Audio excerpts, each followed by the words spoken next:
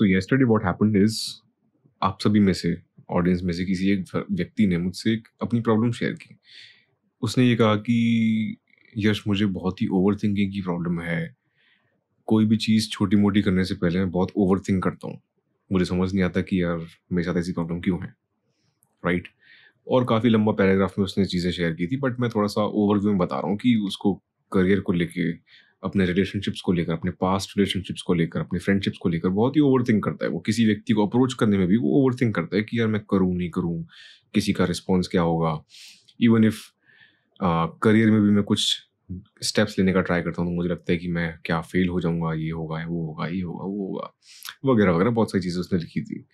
सो बात होते-होते मैं बस ये समझना चाह रहा था कि यार एग्ज़ैक्टली आपको ऐसा लगता क्यों है कि ओवरथिंकिंग एक प्रॉब्लम भी है? क्योंकि पर्सनली मेरा ये मानना है कि overthinking is not essentially, it's not a problem, you know.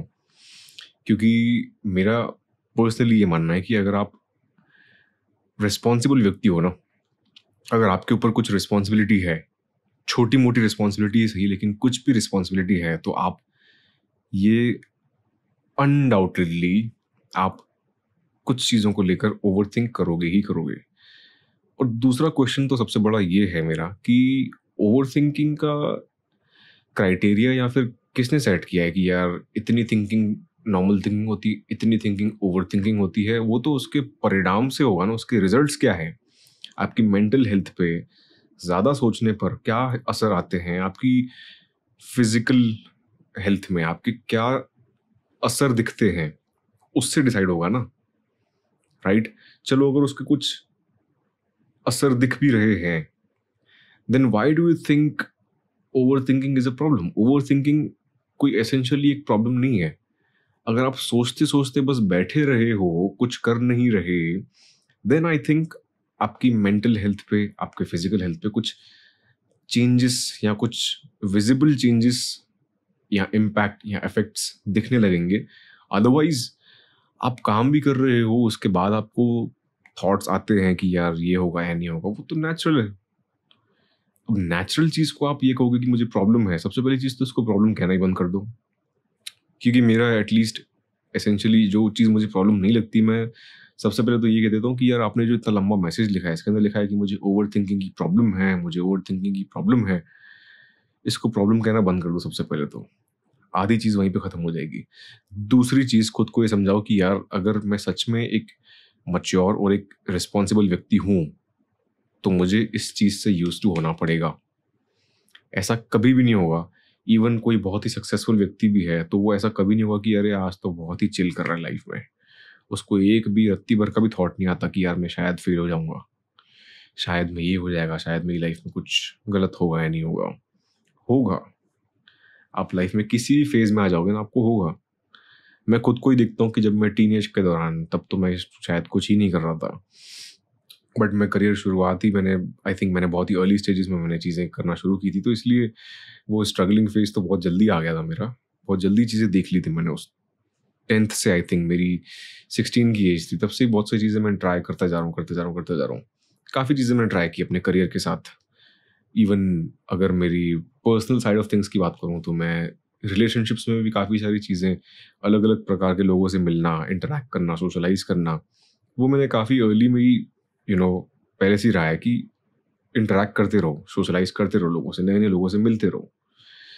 वो चैलेंजेस जब फेस करोगे ना, तो आप इस ओवरथिंकिंग से, जो भी आप इसको नाम दे दो, आप इससे यूज्ड टू होने लगोगे। लेकिन आप घर बैठ के एक कोने में सिर्फ चीज़ें सोचते रहोगे, सोचते रहोगे, सोचते रहोगे, आपको लगेगा कि यार मुझे ओवरथिंकिंग की प्रॉब्लम हो गई है, मेरे अंदर कुछ तो दिक्कत है। बट दिक्कत आपके थॉट्स में नहीं है, दिक्कत आपके चॉइस में है कि आप बस उन थॉट्स के साथ एक बंद कमरे में बैठकर इंस्टाग्राम ब्राउज़ करते-करते खुद की लाइफ के बारे में मिज़रेबल फ़ील कर रहे हो, राइट?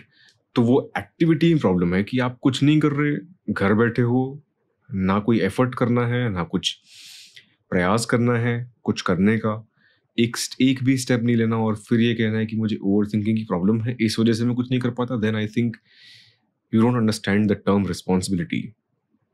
आप ये चीज़ समझते ही नहीं हो, आपको इस चीज़ का एसेंस या इम्पोर्टेंस या वैल्यू ही नहीं पता। Then I think you need responsibility.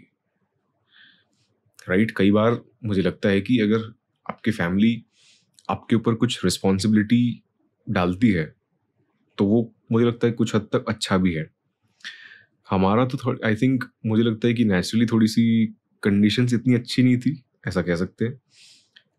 मैं जब टीनेज में था मेरी, तो इतनी कोई ख़ास हमारी फैमिली की कंडीशन नहीं थी कि यार सभी कंफर्ट्स ऑफ लाइफ मिल रहे हों। बहुत ही ईज़ी गोइंग लाइफ नहीं रही है एटलीस्ट अब तक।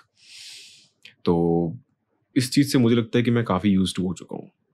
इसीलिए मैं एटलीस्ट ये मानता हूँ कि overthinking essentially is not a problem, it's gonna be with you forever. अगर आप कुछ कर रहे हो, कोई भी चैलेंजेस फेस कर रहे हो, आप 50 चीज़ सोचोगे, राइट? अपने पापा से पूछ लो, अपनी मम्मी से पूछ लो, अपने जितने भी आपसे एल्डर बड़े लोग हैं जिन पर कुछ रिस्पॉन्सिबिलिटी है, घर को चलाने की, घर में कुछ अनाज राशन चीज़ें भरने की, कोई ढंग का काम करने की, उनके ऊपर अगर रिस्पॉन्सिबिलिटी है तो उनसे पूछ लो कि क्या उनको ये प्रॉब्लम लगती है या फिर उनको लगता है कि यार ये तो नेचुरल है, हम सोचते ही नहीं है इसके बारे में, क्योंकि ये चीज़ तो होनी है, राइट? अगर आप थॉट ही नहीं दोगे तो आप क्या करोगे? अगर आप दिमाग पर लोड आ रहा है, then maybe there's something inside your brain that needs to be, you know, solved, or maybe you need to figure it out कि किस चीज़ को लेकर ओवर थिंकिंग हो रही है। करियर को लेके हो रही है, किसी रिलेशनशिप को लेके हो रही है, किसी फ्रेंडशिप को लेके हो रही है, पढ़ाई को लेकर हो रही है, किसी जॉब में हो वहाँ पर आप वहाँ के एनवायरनमेंट को लेकर आप थोड़ा-सा डिस्कम्फर्ट फ़ील करते हो और आप सोचते हो कि यार ये अच्छा है, नहीं है, ये है, वो है, उसने मुझे ऐसा बोल दिया, उसने मुझे ऐसा-वैसा बोल दिया। ये सभी थॉट्स नेचुरल है और होते ही रहेंगे। आपको इससे यूज़्ड टू होना है। थोड़ा बहुत दिमाग पे लोड आएगा, उससे यूज़्ड टू होना है आपको। आपको चीज़ें सॉल्व करनी है, चीज़ों के बारे में कंप्लेन नहीं करनी है। मैं एटलीस्ट ये मानता हूँ। हो सकता है कि कई कई लोग इस चीज़ को अपोज़ करेंगे कि अरे नहीं, मेडिटेट करने लग जाओ, ये मत करो, वो मत करो, ऐसे लोगों से मिलो ही मत। अरे यार! आप कितने लोगों से नहीं मिलोगे?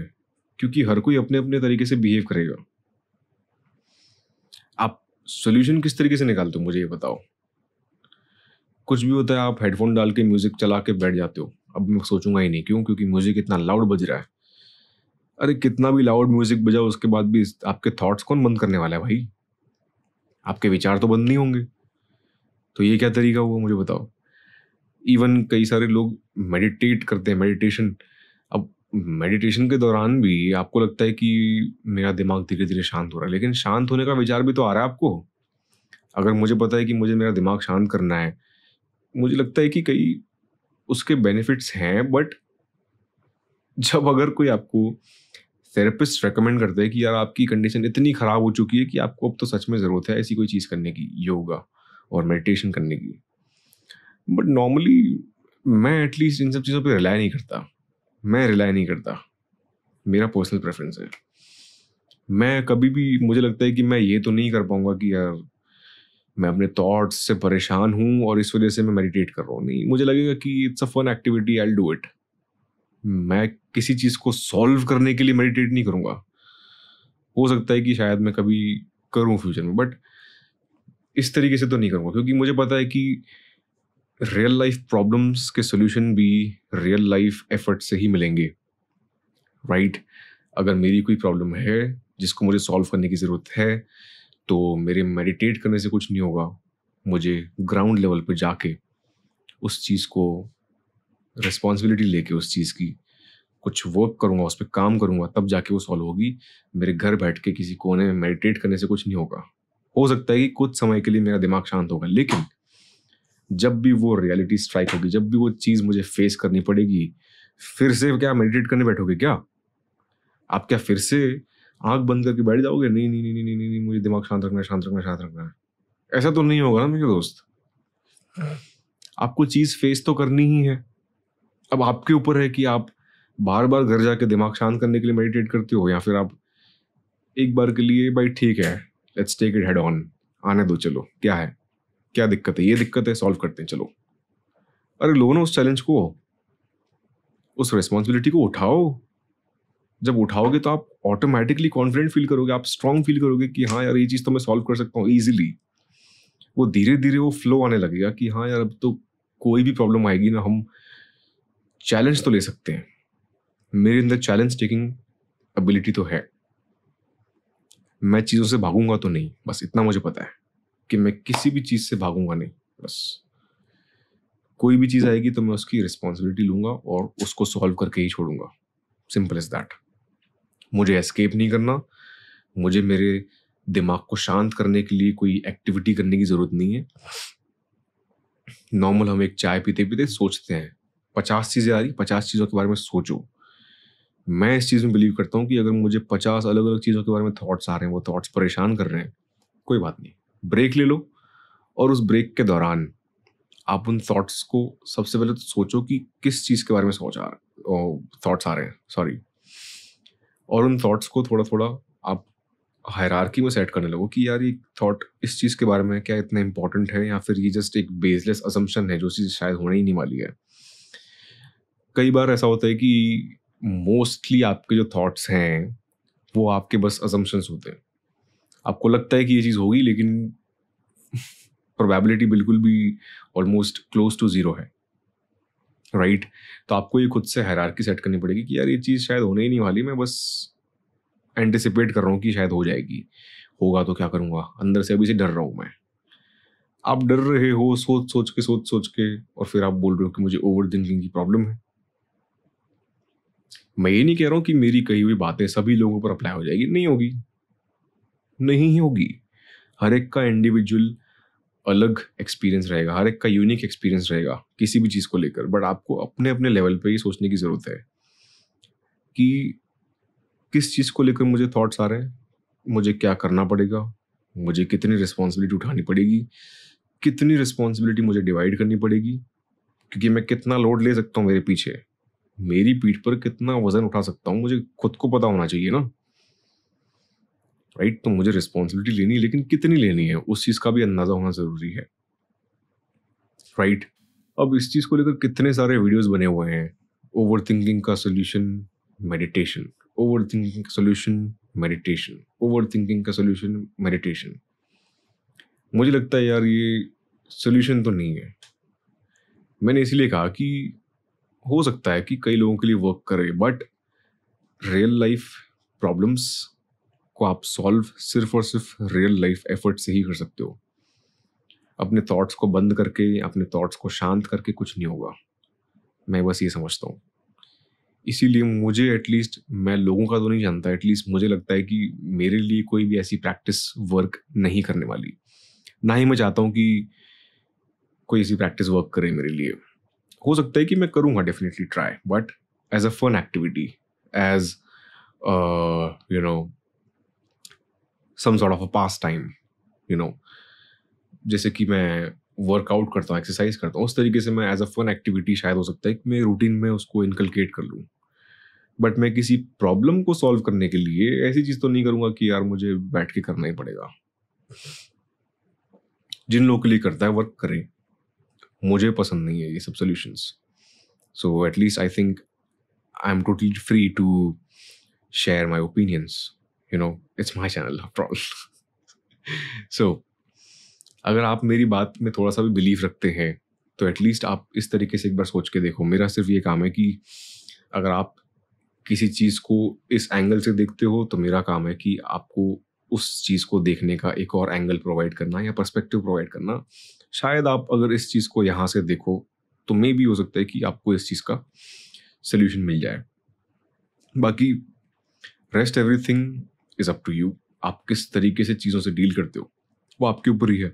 अगर आप स्टिल मानते हो कि ओवर थिंकिंग एक प्रॉब्लम है, वेल एंड गुड, आपको सॉल्व करना है।